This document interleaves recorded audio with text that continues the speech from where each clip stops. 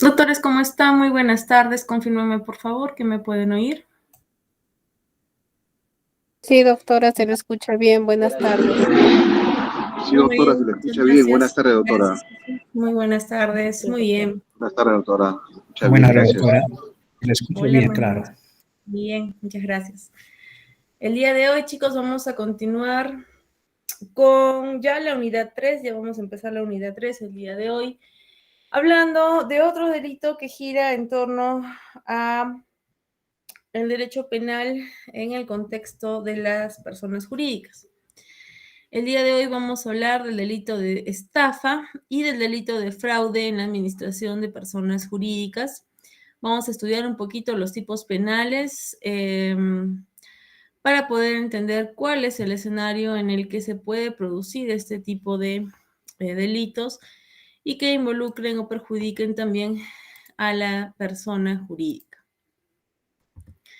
El logro de la sesión es que al finalizar esta unidad ustedes sean capaces de identificar los elementos constitutivos del tipo penal de estafa y los posibles supuestos de estafa cometidos en el seno de organizaciones empresariales, reconociendo los elementos objetivos y subjetivos del tipo penal, también del delito de administración fraudulenta, y diferenciando entre las diferentes modalidades de comisión de este delito, analizando un poquito sobre la jurisprudencia que pueda girar en torno a este delito.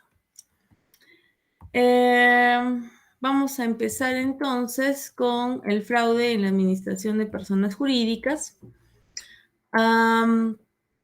Este tipo penal recogido en el código se caracteriza por ser un delito especial propio, ya que los que pueden ser autores de este delito son funcionarios que tengan dentro de la organización jurídica, dentro de la persona jurídica, este rol de administración o de representación. Estamos hablando de personas jurídicas del derecho privado, ¿no? En este escenario se presenta este tipo penal. El bien jurídico que protege del delito de fraude en la administración de personas jurídicas es el patrimonio de la persona jurídica, también la expectativa normativa de una correcta conducta de los administradores o de los directivos de la persona jurídica, porque vamos a ver que hay algunas figuras en las que el sujeto activo, estando, conformando parte de la persona jurídica, la estructura de la persona jurídica, se desvía o realiza acciones en contra de ella misma, va en contra de las propias funciones o los fines para los que es contratado. Y en relación al sujeto pasivo, debemos tener en cuenta que evidentemente es la persona jurídica de derecho privado y eventualmente también se puede incorporar a terceras personas afectadas como consecuencia de estas conductas que se van a presentar, ya sean personas naturales o personas jurídicas. En relación a la autoría y participación de delito de fraude en la administración de personas jurídicas, debemos decir que este tipo penal se va a caracterizar porque va a requerir que el sujeto activo tenga el dominio del hecho, ¿no? Para los que recuerdan ya a la teoría del profesor Roxin, que gira en torno al dominio del hecho para determinar cuándo hay un autor o un coautor. Se aplica casi exactamente en este tipo penal, donde el autor va a ser aquel que tenga una competencia primaria, principal, digamos, dentro de la persona jurídica, que normalmente tendrán este rango de administradores o directores dentro de la propia persona jurídica, ¿no? Y el dominio del hecho secundario lo van a tener aquellas personas que sin actuar de manera directa, digamos, van a colaborar con este actuar. En ese supuesto, cuando el sujeto activo tenga un dominio del hecho secundario, adquirirá la condición de partícipe. Cuando se trata de decisiones colegiadas, porque sabemos que las personas jurídicas no suelen tomar decisiones por una sola persona, ¿no? El gerente no toma solamente una decisión, normalmente va a depender de asambleas o juntas generales, va a depender de un directorio. En esos supuestos, entonces, la responsabilidad penal va a tener que ser determinada de manera individual, ¿sí? Identificando quiénes son aquellas personas que participan o votan a favor de la persona, de las decisiones que van en contra de la persona jurídica, y que finalmente van a traer este perjuicio y la conducta con relevancia penal. Entonces, si es que, por ejemplo, ¿no? En el escenario de que exista un directorio donde se toma la decisión de falsear balances para poder repartir parte del capital como si fuera una utilidad. En ese escenario, quienes voten a favor dentro de un directorio de realizar esa conducta a sabiendas, es decir, con conocimiento de que están cometiendo esta conducta ilícita, de que es ilícito, de que están mintiendo, entonces en ese escenario van a tener responsabilidad. Aquellos que voten en contra se quedan exentos de la responsabilidad penal respecto de este tipo penal. Entonces, cuando se trata de decisiones colegiadas, la responsabilidad se determina de manera individual y también es necesario que el autor, el ejecutor, las personas que se vean involucradas en el derecho penal por decisiones tipificadas por este tipo, actúen con dolo, ¿no? Este tipo de delito, este tipo penal, requiere necesariamente una conducta dolosa. Teóricamente, doctrinariamente, se dice que cuando existe un partícipe o un autor con una competencia primaria, existen dos opciones, ¿no? Una opción sería sancionarlo a título de autor a la persona que ejecuta la acción y aquellas personas que son los instigadores se les considera como parte del colegiado. Me explico. Si es que en el ejemplo que les doy, votamos 7 personas. De estas 7 personas, los directores, todos los 7, 6 han dicho sí vamos a falsear los balances para poder repartirnos el capital como si fuera utilidad. Esa es una persona que vota en contra queda exenta de responsabilidad penal. Estos 6 que votaron a favor, obviamente ellos no van a falsear los balances, ¿no? Porque ellos no son contadores, ¿verdad? Ellos simplemente están tomando la decisión. Entonces la doctrina dice de que para sancionar a estas personas que como directores toman la decisión de que se falseen los balances y, por otro lado, el contador que se presta a falsear el balance deben tener una identidad dentro de la responsabilidad penal distinta. La primera opción es que al contador, que es el ejecutor de la acción que está sancionada, se le sancione o se le identifique como autor de este delito y que a los del directorio se les identifique como instigadores, ¿correcto? Entonces sean sancionados como instigadores. La segunda opción es que a todos, al contador como a todos los miembros del directorio, se les sancione en la calidad de coautores.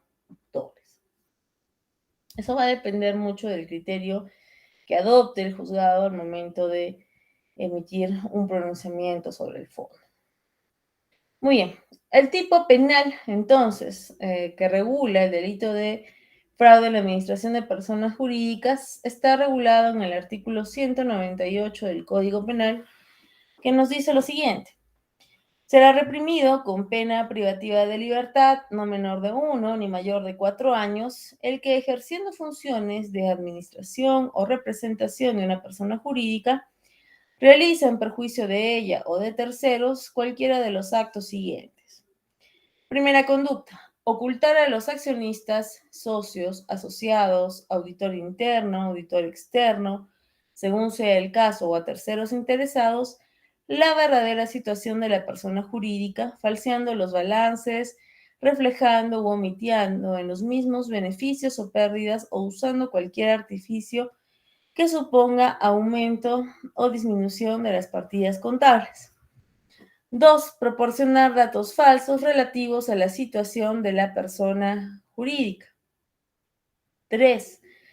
promover por cualquier medio fraudulento falsas cotizaciones de acciones, títulos o participaciones. 4.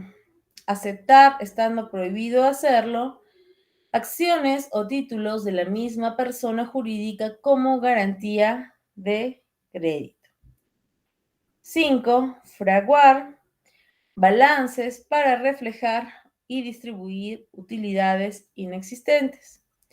6. Omitir, comunicar al directorio, consejo de administración, consejo directivo u otro órgano similar o al auditor interno o externo acerca de la existencia de intereses propios que son incompatibles con los de la persona jurídica.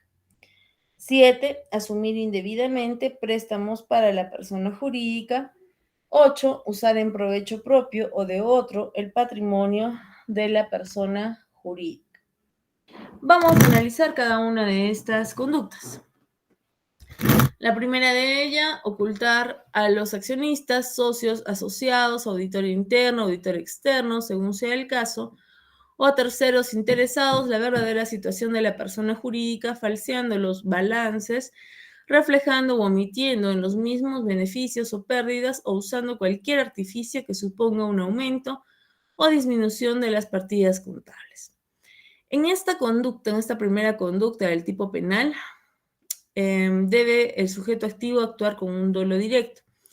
Tiene que tener un pleno dominio del hecho que está realizando al momento de ocultar esta información.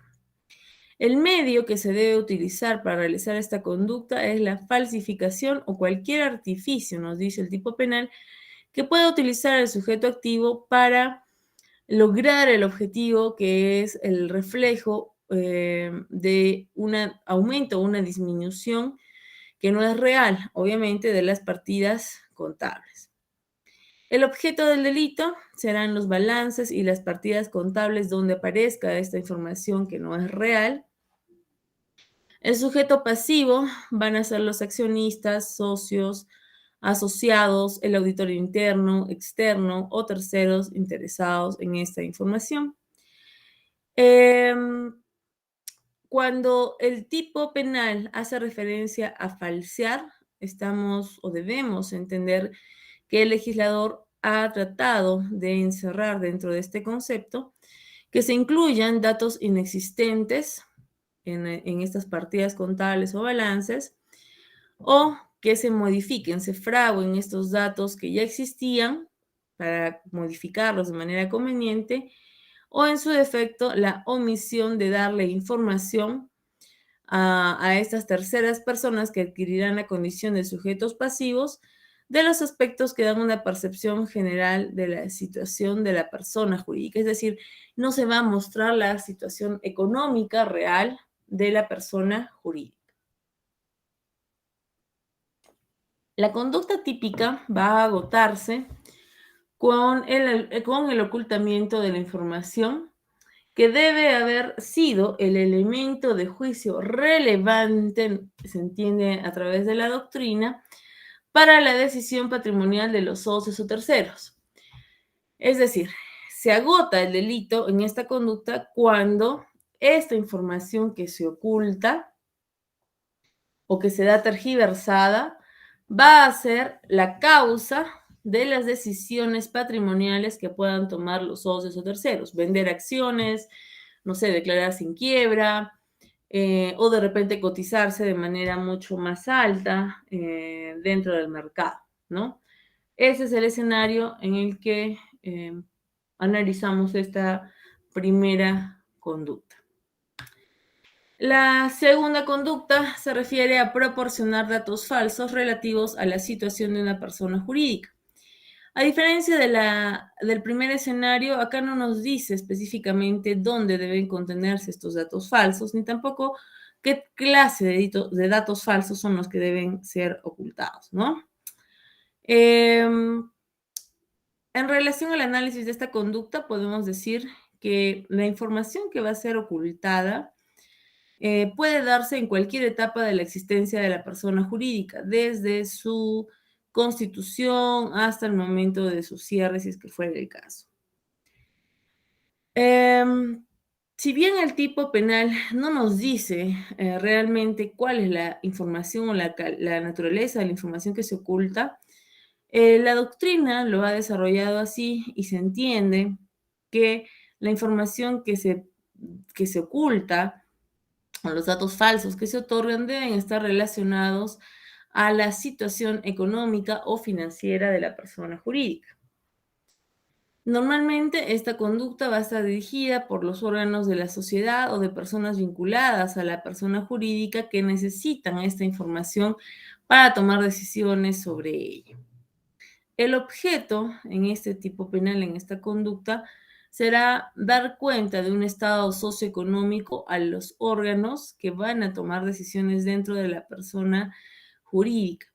A diferencia de la primera conducta, acá no existe un medio específico, ¿no? Entonces, aquellas conductas que no encajen en el tipo penal donde se utilice como medio el balance o la partida contable, sino cualquier otro medio, donde gire esta información de la situación económica y financiera, encajará en este segundo inciso del artículo 198. Además, es importante tener en cuenta que no va a incluirse la información que gire en torno a los órganos supervisores o los órganos de control estatal, porque esto va a derivar en otro tipo penal. Cuando hablamos de datos falsos, esta falsedad que encierra esta conducta gira en torno a dar un dato diferente a la realidad de la situación económico-financiera o en su defecto también omitir o dar información de aspectos que den una percepción general de la situación de la persona jurídica, ya sea a favor o en contra, ¿no? El legislador tampoco es claro al momento de decir eso, simplemente basta que no sean reales para que se configure esta segunda conducta. Tampoco incluye la información, como les decía, a los que se le da a los órganos supervisores o a los órganos de control estatal. Y existen dos tipos de información, ¿no? La información que se brinda a los órganos de la sociedad, que en el caso de que suceda, debemos estar dentro del escenario del delito de infracción del deber de veracidad, y que para producir se requiere que la comunicación de esa información falsa sea formal, sea oficial, porque de lo contrario no estaríamos en este escenario, y también la información que se le brinda a los acreedores, a los proveedores, ¿no? En este segundo escenario es un delito de dominio, nuevamente un dolo directo, donde el sujeto activo tiene que tener conocimiento pleno de lo que está haciendo, de que está dando información falsa con un fin específico. La tercera conducta del artículo 198 es la de fraguar balances para reflejar o distribuir utilidades inexistentes. En este tipo penal, el legislador, en esta conducta típica, el legislador lo que busca es evitar el reparto indebido de utilidades del capital social y que como consecuencia de ello se perjudique a la persona jurídica reduciendo de manera ilegal su patrimonio, ¿no? Es un delito de infracción de deber porque el sujeto activo normalmente que brinda o es el que da esta información sobre los balances debe cumplir con ciertos protocolos específicos para poder concluir dentro del ejercicio de su profesión de existencia o no de las utilidades. Se consuma, basta con el hecho de que se lleguen a fraguar estos balances, pero sí se requiere que exista el peligro patrimonial sobre la persona jurídica, no necesariamente que se llegue a distribuir las utilidades, pero sí que por lo menos para que exista este peligro patrimonial de la persona jurídica, sí que por lo menos se lleguen a aprobar esos balances por el órgano social competente, ¿no? Para que se genere ese riesgo, ese peligro que requiere la conducta típica descrita en este inciso. La siguiente conducta típica, recogida en el artículo 198 del Código Penal, establece que habrá fraude en la administración de personas jurídicas por promover por cualquier medio fraudulento falsas cotizaciones, de las acciones, títulos o participaciones. Esta parte del tipo penal es conocida como el agiotaje societario. Esta conducta típica es un delito de dominio nuevamente. El sujeto activo debe estar en pleno control de las acciones que está realizando, con la conciencia, voluntad, nuevamente un dolo directo. Cuando hablamos de promover doctrinariamente, se dice que debemos hacer referencia a crear condiciones necesarias para producir esa falsa cotización de las acciones, de los títulos o de las participaciones. Entonces, la creación de estas condiciones puede darse a través de falsas noticias, puede darse a través de figuras específicas desde la perspectiva contable, que permitan generar un escenario falso, ¿no?, sobre la situación de la persona jurídica y con ello, pues, buscar que las cotizaciones sean diferentes, ¿no?, para bien o para mal, para incrementar o disminuir el valor de las acciones, ¿no?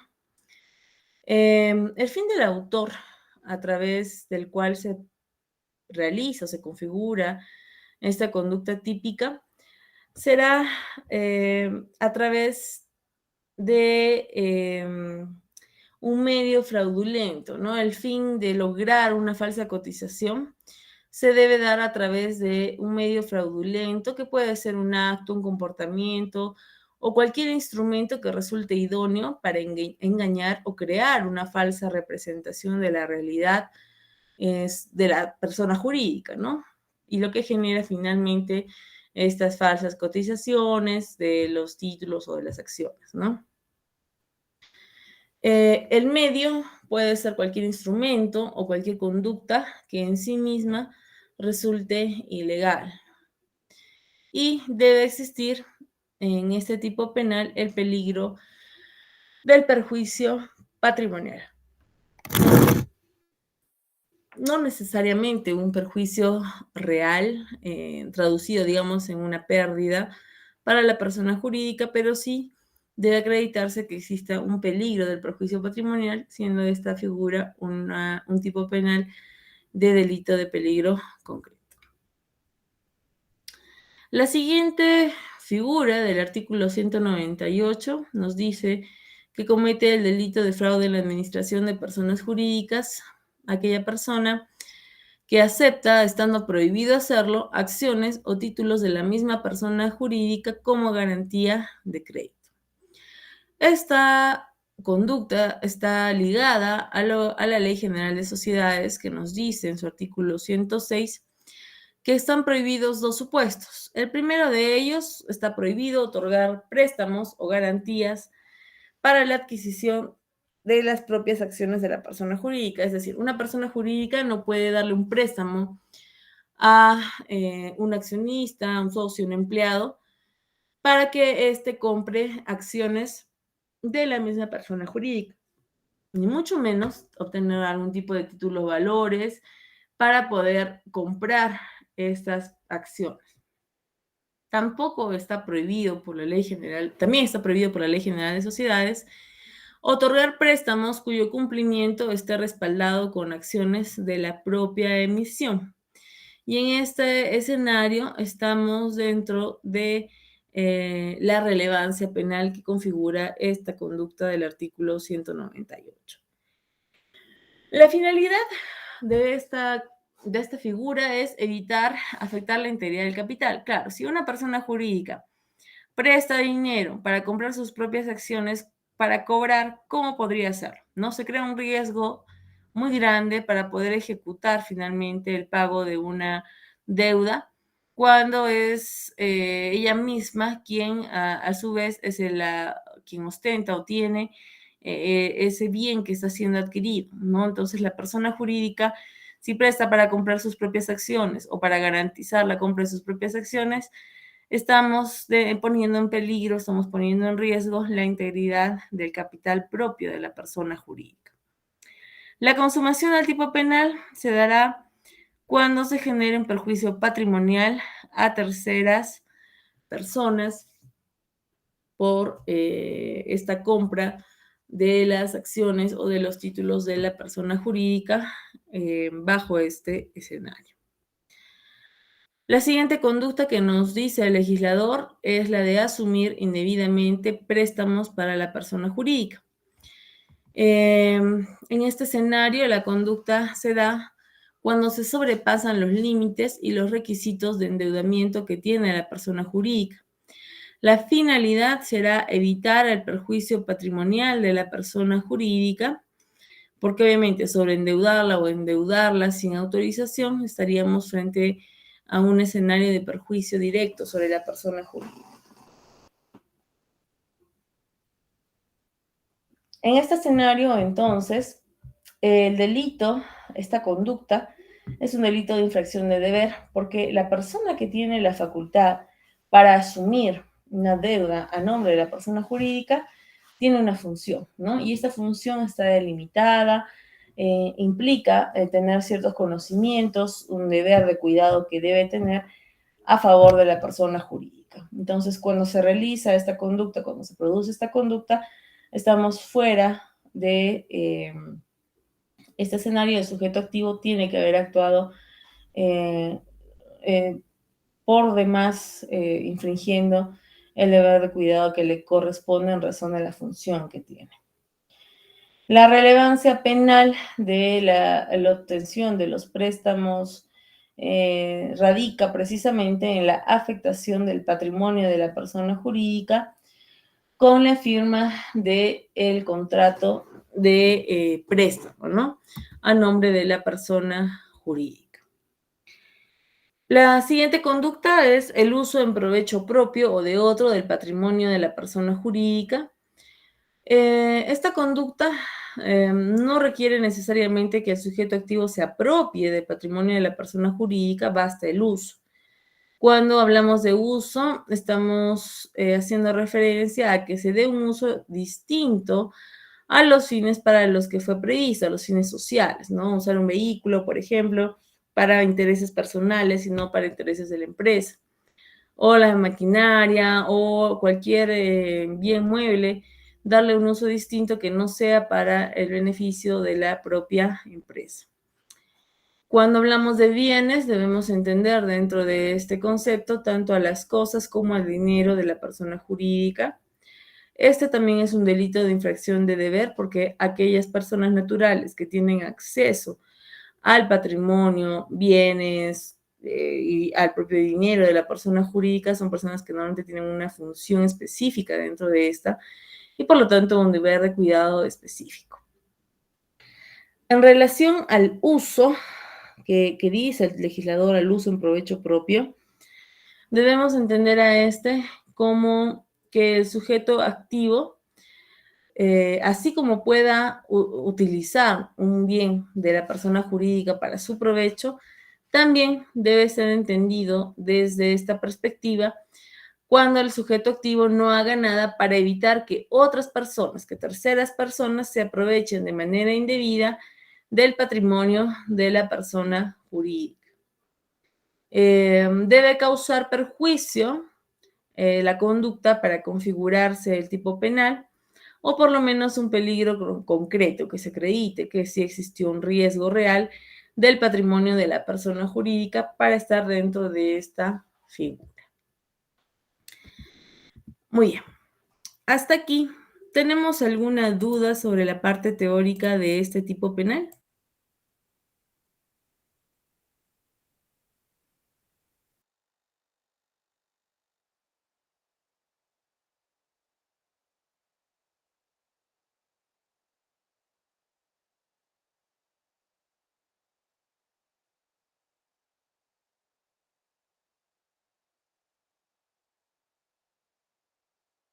Ok, entiendo que no. Entonces lo que vamos a hacer ahora es ver unas noticias que giran en torno a un caso que no ha sucedido hace mucho, hace unos años, sobre una persona jurídica en la ciudad de Arequipa donde fue cerrada por la SBS precisamente porque se habrían configurado varias de las conductas que hemos estado analizando hace un momento, ¿sí? Veamos entonces.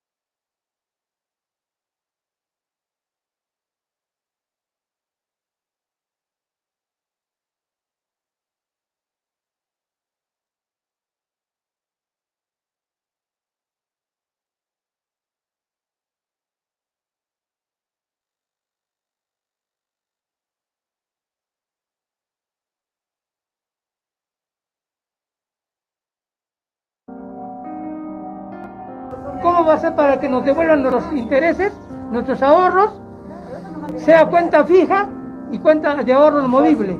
Y aquellas personas también que se han hecho préstamos. Ahora, ¿cómo nos van a devolver? ¿Nos van a devolver o lo vamos a perder? ¿Qué vamos a hacer? ¿Qué acciones vamos a tomar frente a esta situación? Si ese señor no puede salir a informarnos eso, no necesita protocolo, señor. Nosotros nos hemos sacrificado, hemos juntado un sol por un sol para tener algo siquiera para negociarnos algo, aunque sea de ambulantes. Hemos puesto toda nuestra plata, no tenemos ahora nada, somos viejos todos, casi la mayoría, no tenemos de qué comer, de qué nada. Ahora, ¿quién me va a dar trabajo? ¿De qué voy a vivir? ¿Ah? ¿Nos vamos a suicidar todos? ¿Ah? Particularmente, lamentablemente, ¿qué nos va a quedar? Pues perder nuestro dinero. ¿Usted por cuánto tiempo ya venía guardando su dinero? Ya yo vengo trabajando con Credicop más de 5 años.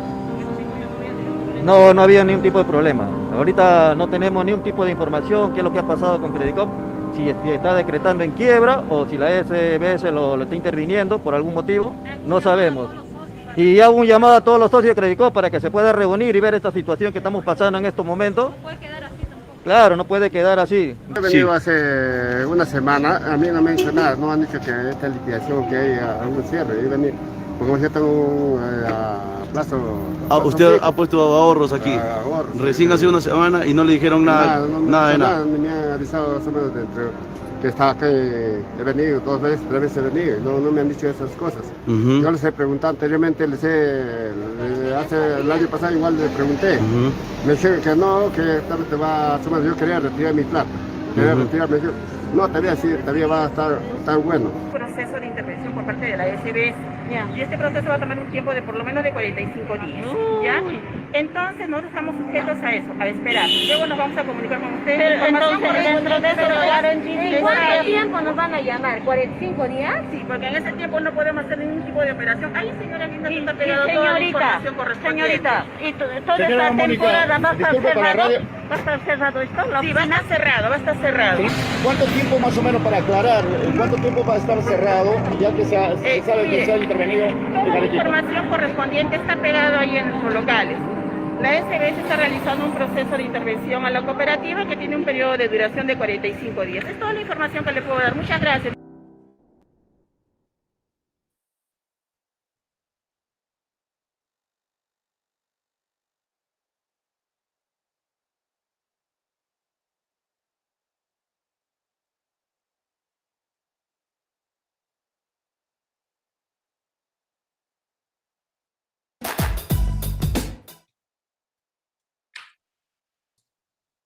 Hola, bienvenidos a una edición más de Viernes Económicos. Soy Guadalupe Gamboa, periodista de RPP, y hoy hablaremos sobre la situación de los ahorristas cuando una entidad financiera cierra o quiebra. Para conversar sobre este tema nos acompaña el experto en finanzas y docente de Pacífico Business School, Jorge Carrillo. Bienvenido. ¿Qué tal, Guadalupe? Gracias por la invitación. Bien, este tema surge a raíz de lo anunciado esta semana por la SBS. Se intervinieron 9 cooperativas debido a que registraron pérdidas, patrimonios negativos, y uno de los casos más sonados entre estas entidades es el de Credicop, donde muchas personas han estado en las agencias pidiendo la devolución de su dinero. En principio, ¿qué pasa con el dinero de los ahorristas cuando una cooperativa es intervenida? Mira, tradicionalmente las entidades financieras más grandes, ¿no? Los bancos, las financieras, las cajas municipales, las cajas rurales, cuentan con un seguro, ¿ya? Que se llama Fondo de Seguro de Depósitos, que, digamos, a la fecha es 112.853 soles, ¿ya? Este seguro existe desde el año 91, hace 30 años, y aplica cuando una entidad financiera de estas 4 familias, bancos, financieras, cajas municipales o cajas rurales, quiebra. O sea, y eso que pasó hace algunos años con TFC, no sé si lo recuerdas, una financiera que en 2019, en diciembre, quebró. Entonces el seguro aplicó, y a aquellos ahorristas que tenían menos del tope máximo, ¿no? Que en ese momento era 100 y pico mil, se le pagó pues todo lo que ellos habían ahorrado, incluidos los intereses, ¿no? Ese seguro funciona en estas 4 familias. Sin embargo, el Fondo de Seguro de Depósitos no aplica para cooperativas. ¿Por qué? Porque como te acabo de comentar, el seguro nace en el año 91. y en el año, el Fondo de Seguro de Depósitos, y en ese año las cooperativas no estaban supervisadas por la SBS. Las cooperativas recién han estado empezando a regularse por la SBS en el año 2019, a inicios de 2019. Entonces no pudieron entrar, digamos, a este club porque, digamos, no estaban en el radar cuando se creó. Sin embargo, en el año 2020, la SBS, digamos, aprueba la creación de un fondo de seguro de depósitos especial para cooperativas, que se llama justamente Fondo de Seguro de Depósitos Cooperativo. Pero acá hay un detalle, ¿ya? Para que estos seguros, tanto el fondo tradicional como el fondo para cooperativas, esté vigente, o sea, para que ese seguro funcione, tienen que pasar 2 años de aporte. O sea, la entidad financiera que entra al fondo, al seguro, tiene que aportar durante 2 años. Y se supone que si lo iban a crear en 2020, ya pues para 2022 iba a estar vigente. Sin embargo, no ha sido así. ¿Por qué? Porque la SBS les ha extendido el plazo a las cooperativas para que recién empiecen a aportar en abril de 2022. O sea, este seguro, cuando esté vigente, que va a ser todavía de acá 2 años después de que empiecen los aportes, o sea, en abril, mayo de 2024, recién va a poder cubrir a las cooperativas. Entonces, ahorita no tienen ningún seguro. Recién lo van a tener en abril, mayo de 2024, si es que no se extiende el inicio de los aportes a este seguro. Eso por un lado. Por otro lado, el monto máximo de cobertura tampoco va a ser el tradicional, que es 112.000 y pico soles, sino va a ser apenas de 10.000 soles para las cooperativas grandes, ¿no? Y 5.000 para las pequeñas. Entonces, ni siquiera va a llegar al 10% de lo que hoy día cubren los bancos, las cajas, las financieras, digamos, que es de 112.853 soles. Entonces, en conclusión, no hay cobertura hoy día para las cooperativas, no la va a haber hasta 2024, y cuando la haya, va a ser de apenas 10.000 soles, perdón, 10.000 soles en el mejor de los casos. Entonces, ¿qué ocurre si una cooperativa quiebra? Como pasó hace algunos meses con AELU, ¿no? Acuérdate que hace unos meses pasó con AELU, ¿no? ¿Qué pasa con eso? Ahora hay 9 cooperativas, ¿no? Ya, ¿qué es lo que sucede? Lamentablemente, una vez que ya determinen el cierre, porque lo que ha habido es una intervención por 45 días. O sea, todavía no es el cierre definitivo. Pero si acá en 45 días, en la quincena de enero, deciden el cierre definitivo, van a tener los ahorristas que esperar a la liquidación de la entidad financiera. O sea, a que venda sus inmuebles, sus vehículos, sus equipos, sus créditos, su marca, y puede que llegue a cobrar el ahorrista, como puede que no alcance también. Ese es el gran riesgo de ahorrar en cooperativas, ¿no? Claro, y como me comentan, no va a haber una seguridad exacta de ahorrar en cooperativas hasta por lo menos el 2024. Y con lo reportado por la SBS, necesariamente todas las cooperativas, las 9 cooperativas que han sido intervenidas, van a pasar a esta instancia de liquidación. Bueno, a ver, es lo más probable, ¿sí? O sea, es lo más probable porque lo que están haciendo ahora la SBS es intervenir para poder validar que efectivamente han registrado pérdidas, ¿no? Cuando la entidad financiera registra pérdidas, la pérdida de su totalidad del capital social, o sea, de lo que aportaron los socios, ya es motivo de intervención, ¿no? Entonces, lo más probable es que, sobre todo en el caso de Credicop, de Arequipa, que es la que más ha perdido casi 200 millones de soles. No tiene pérdida, o sea, su capital se lo comió y encima genera a patrimonio neto negativo de 200 millones, 199 millones. Entonces, es mucho más probable que esta, sobre todo, va a ser intervenida de todas maneras, ¿no? Es muy, muy, muy probable. Y en esas entidades también no solamente guardaban ahorros de las personas, sino también daban créditos. En el caso de aquellas personas que habían sacado préstamos con esta entidad Credicop o cualquiera de las otras 8 entidades que están intervenidas y no terminaron de pagarlos, lo que cancelen, tendrían que cancelarlo, lo que cancelen iría dentro de este cálculo del monto que va a tener que pagarse a los ahorristas. Mira, mientras está en intervención y en liquidación, se va probablemente a habilitar cuentas especiales para que paguen las cuotas. O sea, no es que se cancele todo el crédito, sino que yo tenía programado mis cuotas, voy a seguir haciéndolo a través de algunas cuentas especiales, probablemente en otra entidad financiera, ¿no? En otra cooperativa o en algún banco, caja o financiera. Entonces, no se extingue la deuda, tienes que seguir pagando. Más adelante, dentro de lo que se venda, probablemente la cooperativa venda sus créditos, o sea, esa cuenta por cobrar, ese derecho de cobro se lo va a vender a otra entidad, ¿no? Por ejemplo, una caja. y será esta caja la encargada ya de cobrarte las cuotas, ¿no? O sea, así más o menos funciona el sistema, ¿no? Ahora, en el caso de quiebra de, por ejemplo, un banco, una entidad financiera, una caja, como me comentaba, ¿cómo funciona este fondo? En un ejemplo, ¿cómo funciona este fondo de seguro de depósitos? Ya, supongamos que yo tengo en una caja rural 50.000 soles, ¿sí? Y con intereses y todo, digamos, tengo 52.000 soles. Y la caja quiebra hoy día, ¿sí? Lo que va a pasar es lo siguiente. La SBS, primero va a estar cubierto por los 52.000 soles, incluidos los intereses, porque el tope máximo es 112.000 a la fecha, ¿no? Ahora en los próximos primeros días de diciembre sale el nuevo monto porque cambia cada 3 meses, ¿no? Para el periodo septiembre, octubre, noviembre ha sido 112.853. Para el periodo diciembre, enero y febrero hay un nuevo monto que los primeros días de diciembre, en la primera quincena, la SBS publica. Pero supongamos que es este monto. Entonces, de hecho, si tengo 50.000 más intereses, voy a estar cubierto por los 52. ¿Cómo va a funcionar? La SBS, acto de intervención, licita con las entidades financieras quién se encarga de los pagos del seguro. Entonces hay un concurso, vamos a suponer que gana un banco, y ese banco es el que se va a encargar de pagar el seguro a todos los ahorristas. Entonces ese banco lo que hace es, bueno, la SBS en realidad genera una lista, ¿no? Para ver quién empieza a cobrar primero el seguro. Entonces normalmente primero cobran los que tienen cuenta sueldo, porque ellos viven de esa plata, ¿no? Entonces son los primeros de la lista, después los que tienen cuenta de ahorros normal, después seguramente los que tienen depósito a plazo, y al final los que tienen CTS, que se supone que ese dinero no lo iban a tocar. Entonces, en 2 meses y medio, máximo 3, esta entidad financiera que gana el concurso, este banco, por ejemplo, que ganó el concurso para ver quién paga el seguro, termina de pagar a todos los ahorristas de la entidad hasta por el tope máximo. O sea, si yo tenía 52.000 soles, me pagan todo. Pero si yo tenía 200.000 soles, el seguro va a pagar 112.853, ¿no? Y los otros, pues, 87.149, o 47, perdón, que faltan, voy a tener que esperar a la liquidación de la entidad financiera. O sea, esta caja rural, nuevamente, lo mismo que las cooperativas en este caso, que vendan sus inmuebles, sus equipos, sus vehículos, sus créditos, su marca, y puede que llegue a cobrar o puede que no llegue a cobrar ese excedente del tope máximo del seguro, ¿no? Así funciona.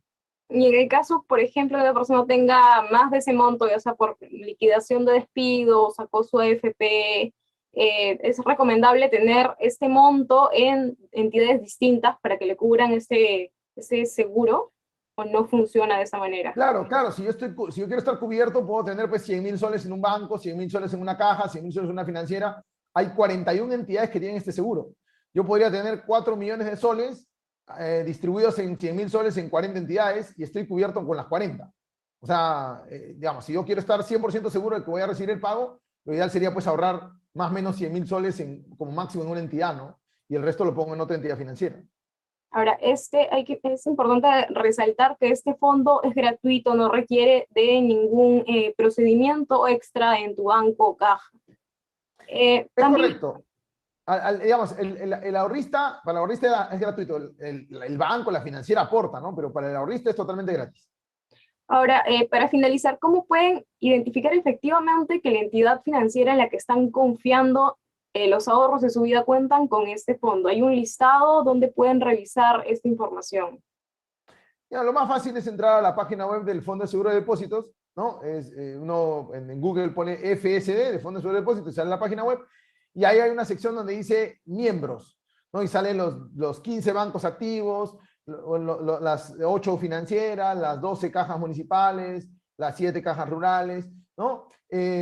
O la otra es, bueno, cuando voy a una entidad, pregunto, pues, veo digamos, en la publicidad o hago la pregunta si tienen cobertura del Fondo de Seguro de Depósito, ¿no? Ahora, importante entender algo además. Mañana si entra un banco nuevo, una financiera nueva, recuerda que no tiene el seguro. O sea, lo tiene, pero no está activo hasta que cumple 2 años de aporte, ¿no? Entonces, tampoco es que todas las entidades... por ejemplo, hay un banco que todavía no lo tiene.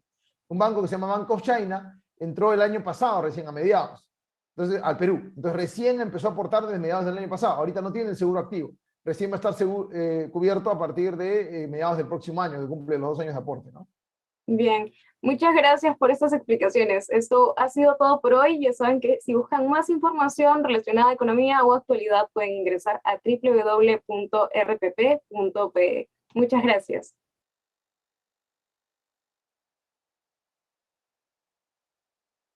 Listo, muy bien. Entonces, como hemos visto en este caso, Eh, Credit Corp, que digamos es la financiera que ha sido el emblema de esta situación del cierre por parte de la SBS,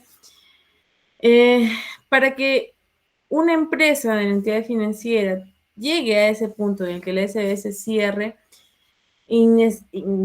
indiscutiblemente, previamente tiene que haberse configurado alguno de los tipos que hemos visto dentro del artículo 198, ¿no? Ya sea fraguando los balances, ya sea brindando información falsa o inexacta, que finalmente ha generado un desbalance total. No solamente no existía un capital dentro de la empresa, sino que además ha habido un saldo en negativo sobre lo que ya ni siquiera tenía, ¿no?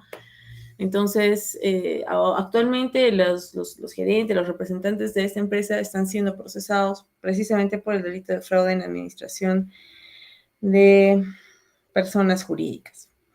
Chicos, ¿hay alguna duda en relación a este tipo penal? ¿Algún comentario que quieran hacer de repente?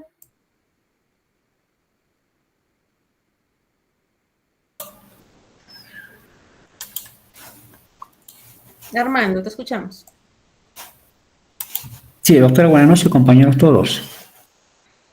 En este caso, doctora, por ejemplo, los prestamistas no llegaron a pagar.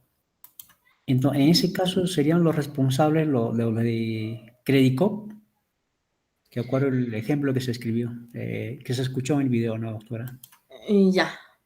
¿Qué pasa con los prestamistas que todavía no han llegado a pagar, ¿no? En realidad, cuando se trata de una entidad financiera, esa entidad financiera tiene un capital que respalda a los aportantes y los préstamos que da la entidad financiera están respaldados también con el mismo capital que tiene.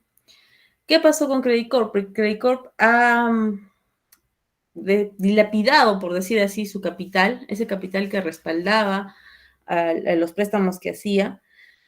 Y en realidad no es culpa de los prestamistas o de las personas que se hicieron el préstamo, sino de los propios accionistas o gerentes de Credit Corp que finalmente han eliminado, digamos, ese respaldo económico que se necesitaba para poder mantenerse dentro del sistema financiero, ¿no? Para prestar y para recibir también dinero del público. Entonces, esta figura, para que pueda haber pasado esto, necesariamente Credit Corp tiene que haber en su momento sus socios o los directivos tienen que haber fraguado balances porque ellos están sometidos siempre a un control de la SBS. Entonces, por mucho tiempo tienen que haber estado votando, fraguando para que salga en positivo, en positivo, en positivo, y ha llegado un momento en el que ya no han podido sostenerlo más, lo que ha generado finalmente la intervención de la SBS, ¿no? No es que tengan la culpa, sino los que no pagaron finalmente van a tener que hacerlo, como dicen en el video, en otras entidades financieras, y ya ese dinero en algún momento tendrá que utilizarse para devolverle los que aportaron, ¿no? Pero la responsabilidad acá se da por los órganos de gobierno de la persona jurídica, ¿sí? Ok, doctora, gracias. Muy bien. ¿Alguien más levantó la mano, me parece?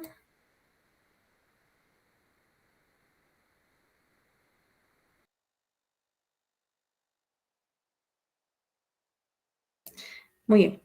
Vamos a tomar entonces un receso de 10 minutos y volvemos con la segunda parte de la sesión del día de hoy, ¿sí?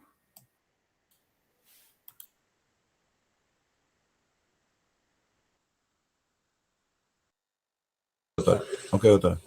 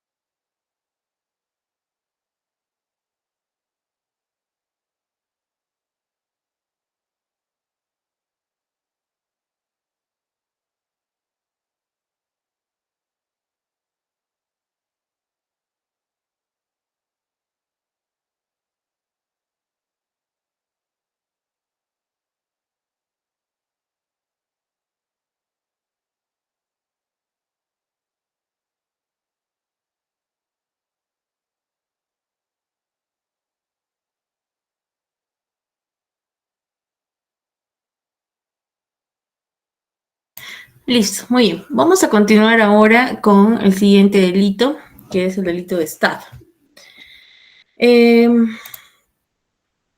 Específicamente, vamos a ver lo que es la estafa contractual, porque es la que da el pie o el escenario en el que puede ser involucrada una persona jurídica para la comisión de este tipo penal.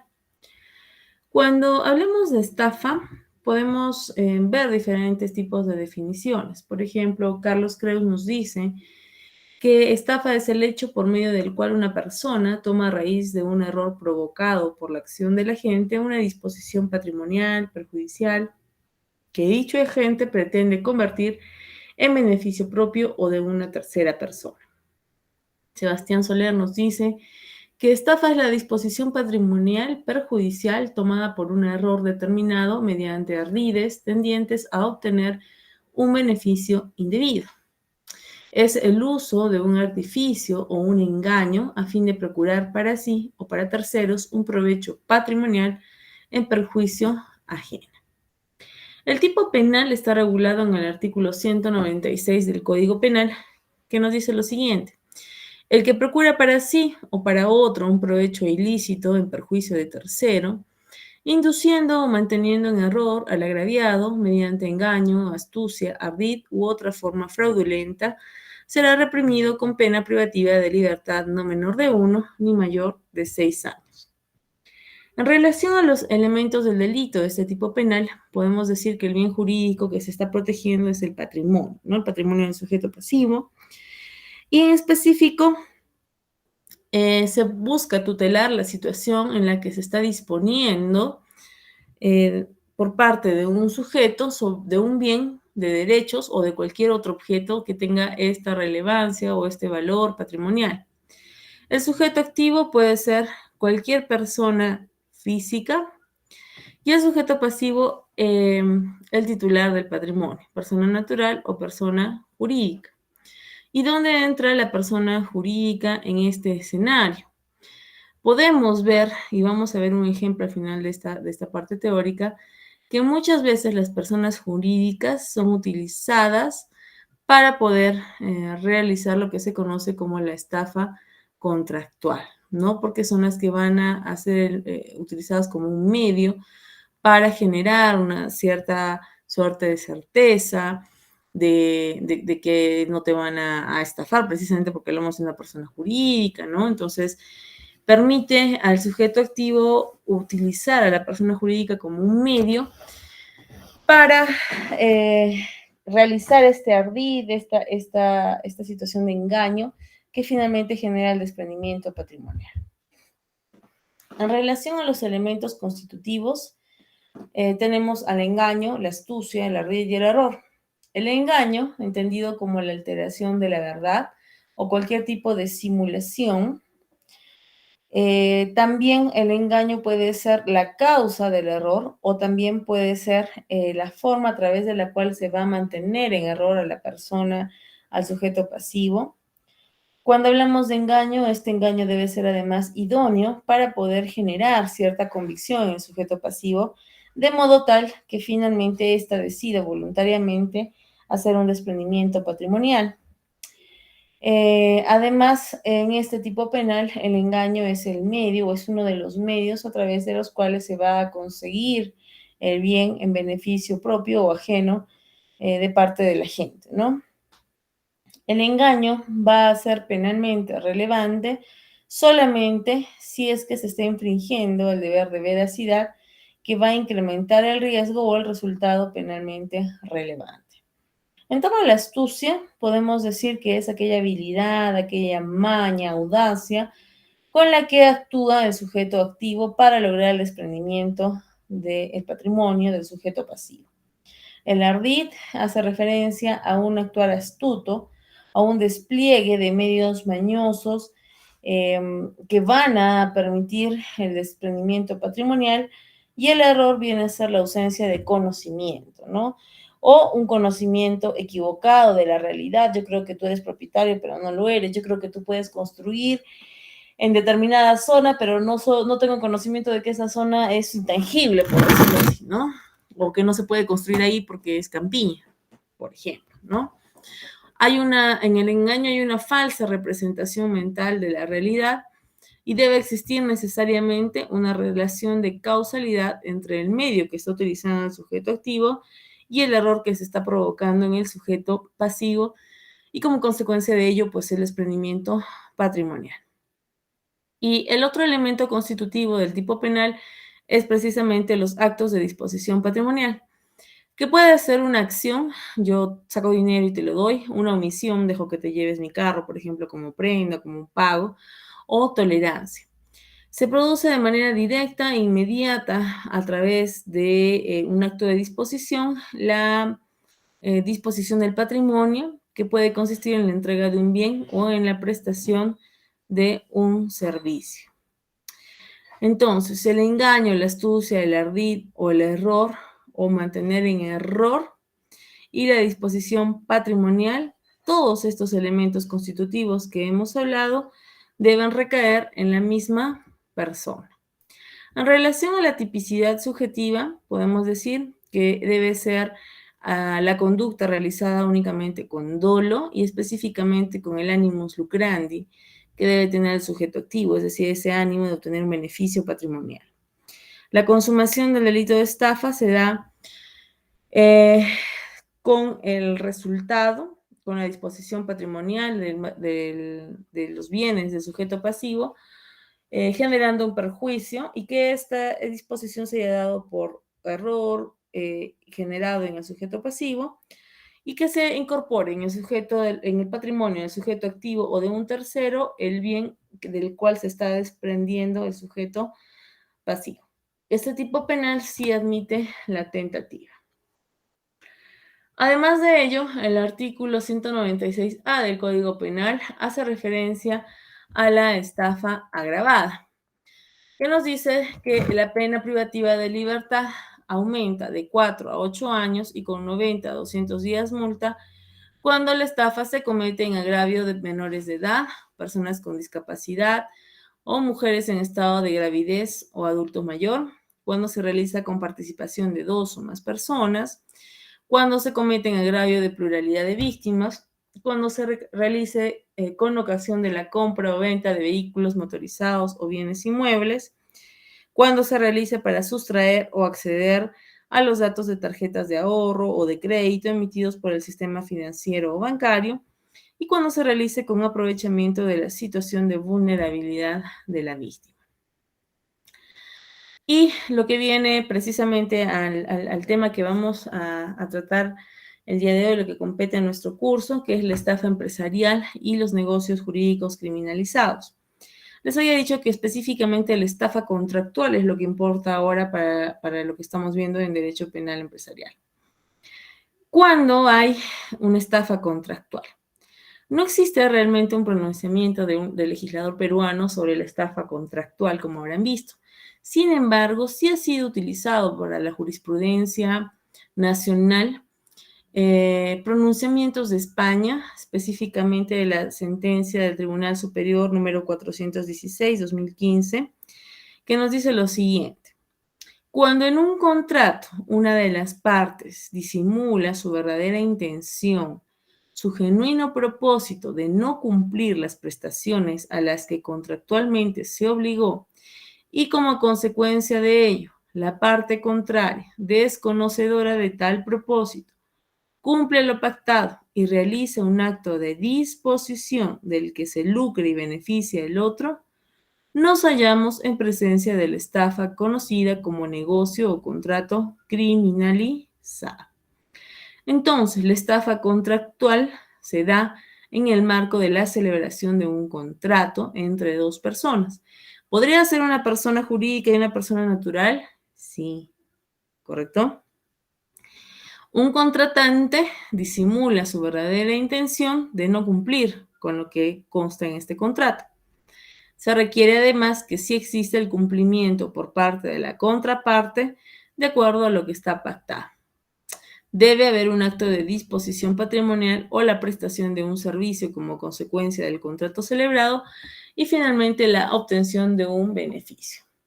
En las estafas empresariales, entonces, el sujeto activo suele inducir a la víctima a que preste su consentimiento para celebrar un contrato civil o un negocio jurídico, pese a que sabe de que no va a cumplir con su parte y que la víctima va a verse perjudicada. El elemento del engaño en las estafas contractuales se entiende o se manifiesta con la transmisión de información falsa que se le está dando a la contraparte de la celebración del contrato. Esta información falsa que se le está dando a la contraparte precisamente es la que va a ser relevante para generar un intercambio económico. Entonces, si es que yo supiera la realidad, no realizaría ese intercambio económico. Un ejemplo claro a nivel de las personas jurídicas donde se ha advertido este engaño contractual se da en lo que se conoce la trama de Ponzi o la estafa piramidal. Y de hecho ustedes deben haber oído estos casos en los que se empiezan a vender determinados productos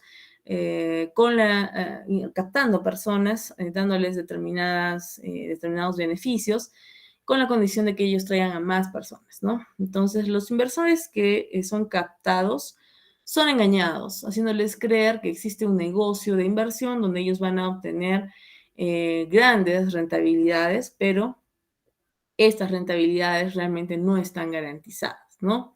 Lo que hacen es utilizar la plata de los nuevos ingresantes para pagarles a los antiguos, no se hace como una ruleta rusa. Y en el fondo no existen ni las garantías ni el negocio propiamente establecido.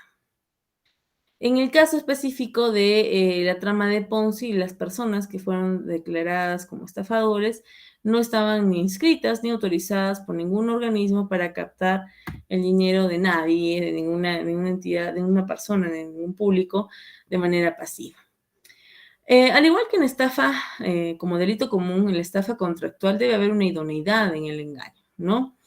Se tiene en cuenta en este aspecto, sí, la existencia de la negligencia de la propia víctima. Entonces, el sujeto activo, pese a existir el engaño de este sujeto activo, no va a haber delito de estafa si es que no se acredita que la víctima actúa con una diligencia debida, ¿correcto? Entonces, la negligencia de la víctima puede disminuir la responsabilidad del sujeto activo o incluso de repente eliminarla por completo, ¿no? En un absurdo. Por ejemplo, si yo le voy a vender la plaza de armas a alguien, ¿no? Y la compra es absurdo, pero que haya aceptado eso, pues probablemente va a eximir de responsabilidad, ¿no? Debe evaluarse cuando se presenta una situación de delito de estafa contractual la credibilidad del engaño con el que está siendo sometido el sujeto pasivo. Y se debe determinar si es que es posible que este engaño haya generado el error o haya mantenido en error al sujeto pasivo. Y para determinar esta idoneidad del engaño, debe ser sometido a una doble perspectiva, objetiva y subjetiva. La perspectiva objetiva o la idoneidad para el tráfico determina si es que el engaño es idóneo para el estándar, es decir, para el común denominador, ¿no? Entonces, si el sujeto activo no observa el deber de veracidad que está establecido socialmente, si es que ha vulnerado la buena fe en los negocios o ha incumplido algunas reglas del tráfico del bien, estaríamos frente al escenario de una perspectiva objetiva positiva de la idoneidad del engaño. Y por el otro lado, la perspectiva subjetiva o la idoneidad para la concreta víctima va a verificar las cualidades particulares de la víctima, la edad, las condiciones personales, el nivel de instrucción, para determinar si es que esta persona realmente podría haber sido engañada con esa figura o la forma en la que se ha presentado el engaño. Por ejemplo, si es que la víctima es una persona dedicada al comercio, es profesional, es empresaria, entonces el derecho penal debe exigirle una mayor diligencia, incrementando el principio de lo que se conoce como la autorresponsabilidad, ¿no? Por ejemplo, el uso fraudulento de una tarjeta sin que el dependiente compruebe la identidad del defraudador, o los casos de los fraudes en los bancos donde no se comprueba la solvencia que se está indicando al momento de solicitar el préstamo. Me van a dar un segundo, por favor.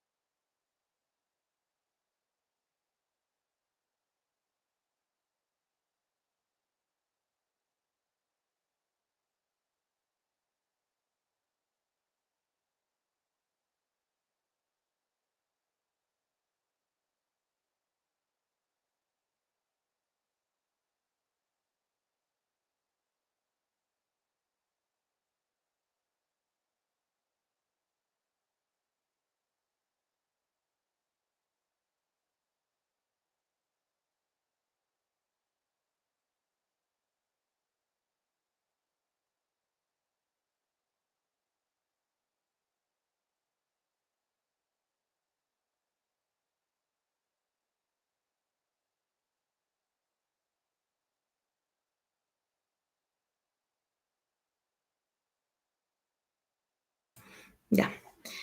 Seguimos entonces. Les decía entonces que se tenía que tener en cuenta cuando se trata de la estafa contractual una perspectiva subjetiva, ¿no? Esta perspectiva subjetiva evalúa las cualidades del sujeto pasivo para ver si es que el engaño aplicado al caso concreto, al sujeto pasivo específico, era o es suficiente para haber generado en él el error o haberlo mantenido en error para posteriormente generar el desprendimiento patrimonial. Además, desde esta perspectiva, el engaño debe ser el causante o el que genere el daño en el patrimonio de la persona jurídica, perdón, de la persona, del sujeto pasivo, ¿sí? Para ello, debemos aplicar la teoría de la imputación objetiva del resultado, lo que significa que el engaño debe crear un riesgo ilícito o incrementar un riesgo permitido dentro de la sociedad y que la disposición patrimonial sea la concreción de ese riesgo. También se observa dentro de estas figuras lo que se conoce como la estafa por omisión, cuando se da a través de las medias verdades, contratamos para de repente importar un vehículo y no te estoy diciendo clara en el sentido de que de repente no voy a demorar 3 meses, sino van a ser 8. O de repente yo sé que no voy a poder importar, ¿no? O cuando el sujeto activo brinda información incompleta, de repente sobre la realidad, ¿no? Por ejemplo, como les decía, yo vendo departamentos y sé que no los voy a construir, ¿no? Que no puedo construir en ese lugar donde estoy haciendo creer a otras personas que voy a hacer, ¿no? En este caso, en la estafa por omisión, el engaño suele ser tácito a través de actos concluyentes del sujeto pasivo, es decir, el sujeto activo no te dice literalmente la mentira, pero te deja a ti concluir la mentira, ¿correcto? En este caso, entonces, el sujeto activo infringe el deber de información, considerado un deber precontractual dentro de la celebración de un contrato, ¿no? Tener toda la información para poder realizar o celebrar un contrato. En relación al patrimonio, podemos decir que el derecho penal para este escenario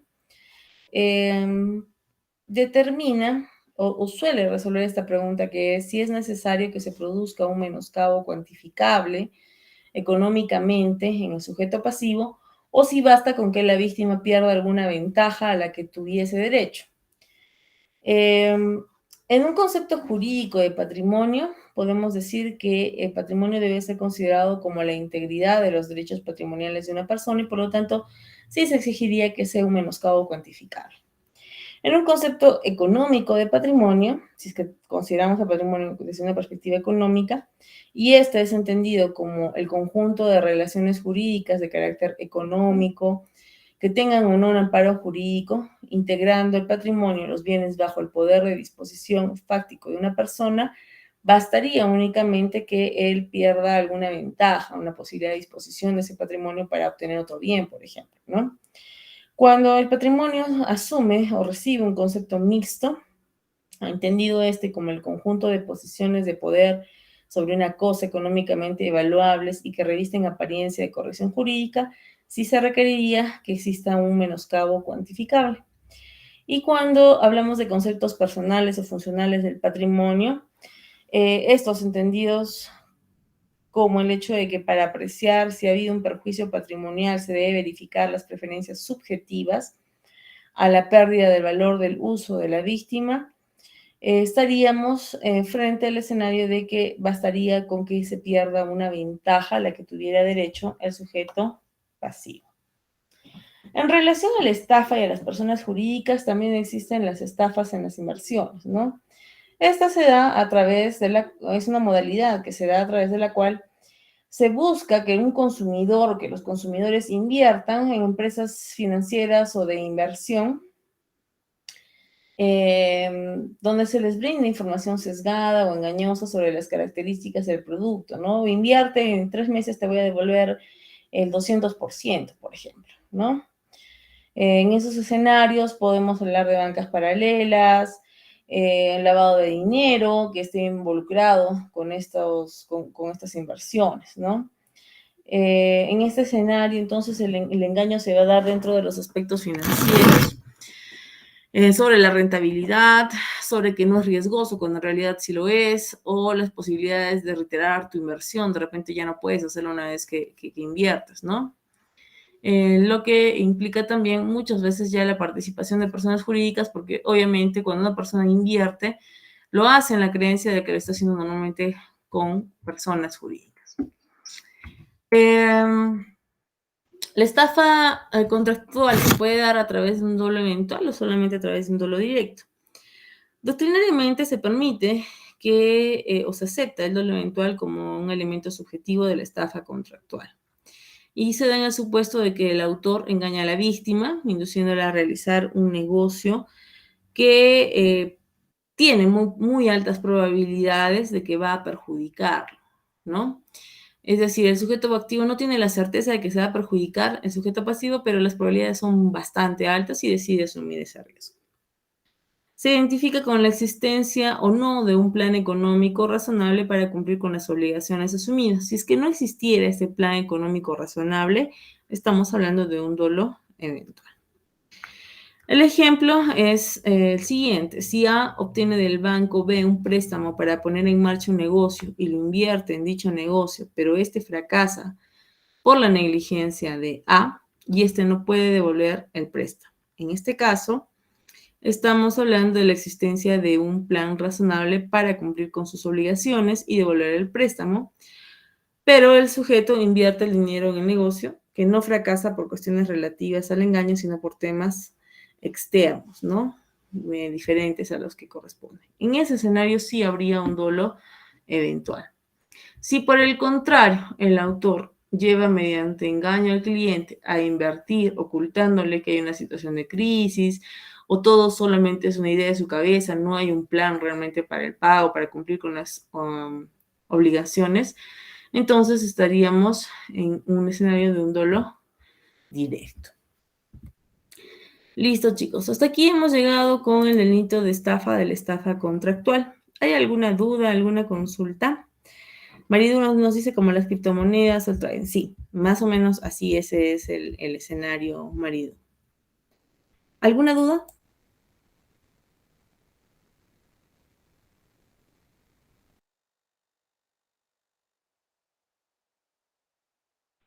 No, doctora, yo ya entendí clarísimo. Muy bien, Jesús, gracias. Listo, chicos. Yo quería ponerles un videito más de un caso sobre estafa contractual que se da acá en Perú, pero ya nos va a ganar el tiempo. Lo vamos a hacer en la siguiente sesión, ¿ya? Para que vean un poquito, a ver si conversamos un poquito sobre cómo se da esta estafa contractual en nuestro país, y vamos a ver cómo las personas jurídicas realmente sí se ven involucradas dentro de estos escenarios, ¿sí? Vamos a dejarlo aquí, tenemos ya cuatro minutos para concluir nuestra sesión. Nos vemos la siguiente semana. El PA2, cierto. A ver, denme un segundo, por favor. Sí, porfa, Miss.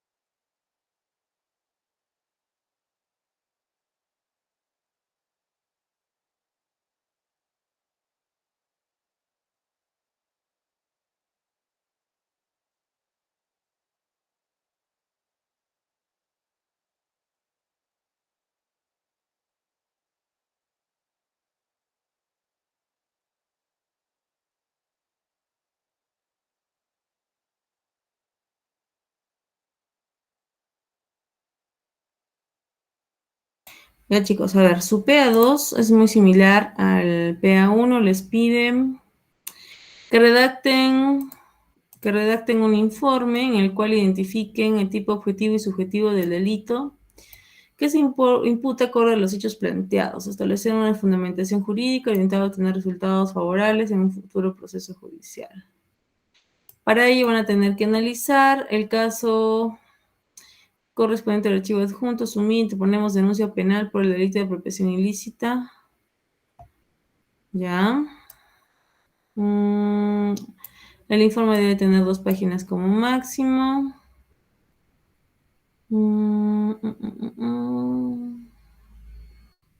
Ok.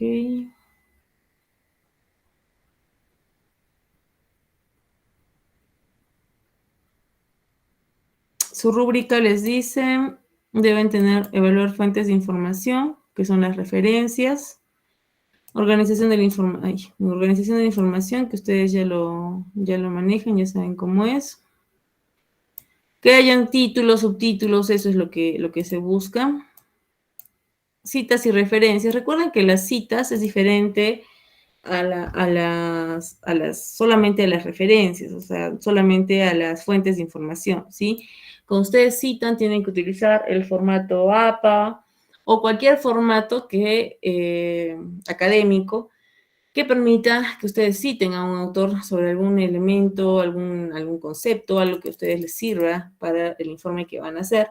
Entonces, no basta solamente con poner al final los nombres de los libros que has revisado, ¿no? Dentro del cuerpo de trabajo tiene que haber la cita, ¿sí?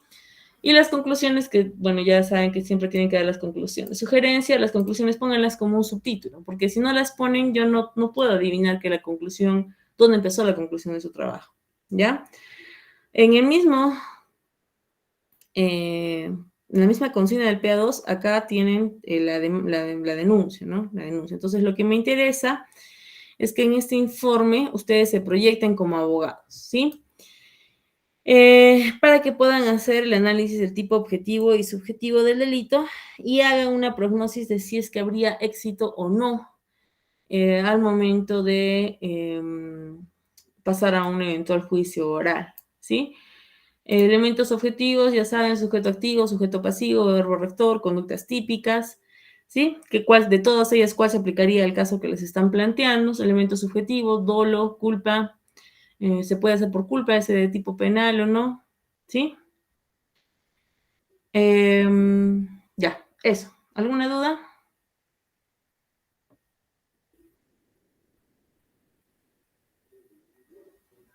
Chicos.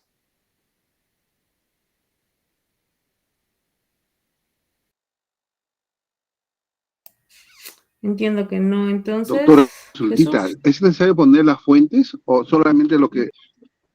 No, doctora, le estaba diciendo, sí, no, doctora, le indicaba que hay que poner las fuentes, por ejemplo, si usted nos da un caso, analizamos el caso, sacamos el resumen, y la fuente de dónde la vamos a sacar, doctora, si no hay. Por eso el informe requiere que ustedes busquen fuentes para hablar del delito, ¿no? Me imagino que el caso les va a plantear un tipo penal. Busquen fuentes sobre ese tipo penal, ¿no? No, a ver, doctora, no. Yo le digo porque en la empresa donde yo trabajo existen 3 denuncias. Una que es hurto agravado, que el trabajador confianza ha robado a la empresa sistemáticamente. El abogado ha hecho la denuncia penal y la otra parte ha hecho su defensa, sus alegatos. Mi pregunta es, ¿qué fuente voy a sacar si es parte de nuestra propia realidad? Y ya, Jesús. A ver, ¿de dónde? Lo que pasa... Si yo, doctora, para yo entenderle, si yo a usted la demando por hurto... Me denuncias. Cuando tú me denuncias, Jesús, hay una parte que son no solamente los elementos de hecho, sino los elementos de derecho. Ahí viene la doctrina sobre el delito por el cual me estarías denunciando. Yo a usted le estoy demandando, a usted gerente de la empresa, y yo la demando como por eso, pues yo le pongo la... O sea, las citas no hay, todo está en el Código Penal, doctora. Todo argumento... Porque yo le he hecho el PA1, de acuerdo a la... No la hay, porque la fuente solamente se ha realizado, los hechos se han hecho en la empresa. ¿Dónde se dice la fuente? Es el APA. Si el delito lo cometió usted y yo soy el agraviado como empresa. Claro, el delito es de acuerdo al Código Penal. Existen... Ese es el problema, doctora, del APA. Como en cualquier situación... ¿O usted quiere que existe siempre un argumento final, tengo... ¿sí? Todo delito, por ejemplo, cualquier delito que sea, siempre vas a encontrar autores que te van a hablar sobre el tipo penal, que te van a hablar sobre lo que hemos estado viendo ahora, por ejemplo, ¿no? El ánimo del sujeto activo, de el tratamiento que debe tener. A eso se está refiriendo con las fuentes, ¿sí? O sea, el informe... ya, solamente la fuente del autor que tocan esos temas. Claro. Ya le entendí, doctora. Ya. No te estoy pidiendo testigos. Ya me confundí. No, yo me estoy confundiendo. Tiene usted razón, pues si es un delito, el delito dolo, ¿en qué autor escribe las situaciones realizadas? Ya le entendí, claro. Entonces no he dicho nada, doctora. Voy a retirar mi denuncia penal contra usted, doctora. No se preocupe. Muy bien. No, ya le entendí, doctora, porque yo estaba buscando de dónde voy a sacar esa fuente y esa es mi realidad, pero ya le entendí, ya las fuentes que dicen, ya no la denuncio, doctora, retiro, compañero, disculpe, no voy a denunciar a la doctora, gracias, doctora, ya quedó clarísimo, por eso que me puso 13, doctora, ya le entendí, ya, claro, dije me jala la doctora, pero ya sé, doctora, gracias, doctora, fue claro. Bien. Autores me están pidiendo Maridú, tienen a Salina Chicha, a Nina Flores. Lo mismo también me pasó a mí. Así que, sí, le estaba diciendo a Jesús con su aportación hace unos minutos que lo mismo me ha sucedido a mí. Estaba exactamente en la misma situación que él con relación al tema del PA1. Pero bueno, ya creo que también queda claro ahorita con su aclaración que acaba de hacer. Genial, seguro PA2 repuntan en la nota, no se preocupe. José, ¿alguna duda? Sí, doctora, o sea, básicamente el PA2 trata sobre la teoría del delito, pero en el elemento objetivo y subjetivo que vamos a desarrollar, ¿cierto? Sí, sobre el delito, en la parte de abajo del PA2, a ver otra vez. Miren, el PA2, cuando termina la parte de la rúbrica, acá abajito van a ver ustedes que hay una denuncia. De lo que están narrando acá en fundamentos de hecho, ustedes tienen que identificar el delito, ¿no es cierto? Y sobre ese delito que ustedes identifiquen, a eso le hacen la teoría del delito, el análisis de la teoría del delito. Elementos objetivos y elementos subjetivos. ¿Sí? Sí, doctora. Entonces, básicamente, como le vuelvo a repetir, vamos a tratar en la tipicidad, vamos a desarrollar el elemento objetivo y subjetivo. Sí, correcto. Ya, doctora, gracias. Muy bien. Doctora, buenas noches. Gracias. Ok. Muy bien, chicos. Si no hay ninguna duda más, entonces nos vemos el próximo viernes. Que tengan un buen fin de semana.